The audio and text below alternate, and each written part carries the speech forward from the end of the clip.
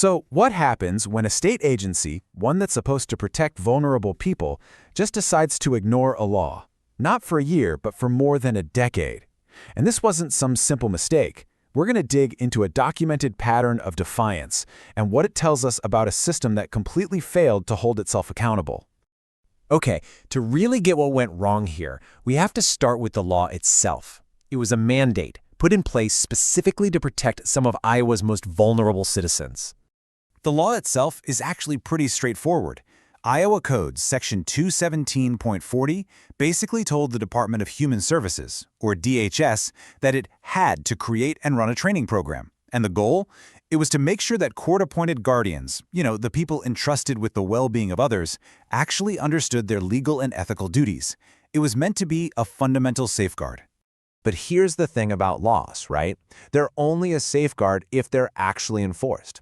And the official record shows that for this specific mandate, enforcement didn't just stumble, it completely stopped. Not for a year or two, but for 11 years straight.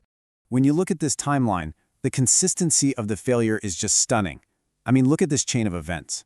It kicks off in 2009, when the training position gets cut. By 2012, the agency itself admits to a flagrant violation of the law.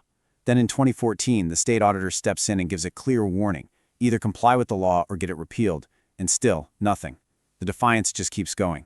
It took 11 years just to produce a handbook, which isn't even the actual training program the law required. So why? You're probably wondering why this all happened.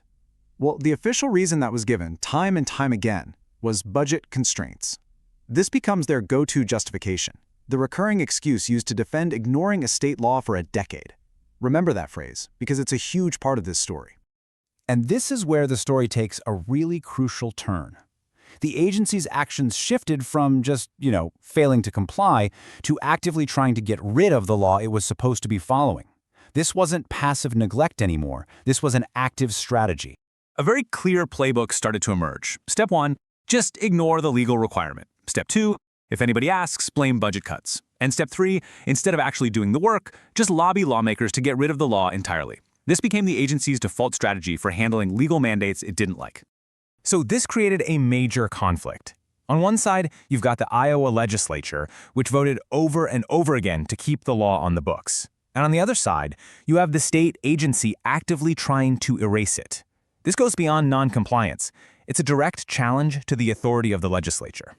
So you have to ask, was this just a one-time thing, an isolated incident, or was this repeal not comply strategy part of a much larger pattern? Well, the evidence shows this was pretty much standard operating procedure. They used the exact same playbook for other laws. There was a mandate to create a central data exchange. The agency failed to do it, and then, they got the law repealed. A requirement to maintain an oversight council? After failing to keep it staffed, they lobbied to have it repealed. The pattern is crystal clear. Don't comply, then get the law repealed.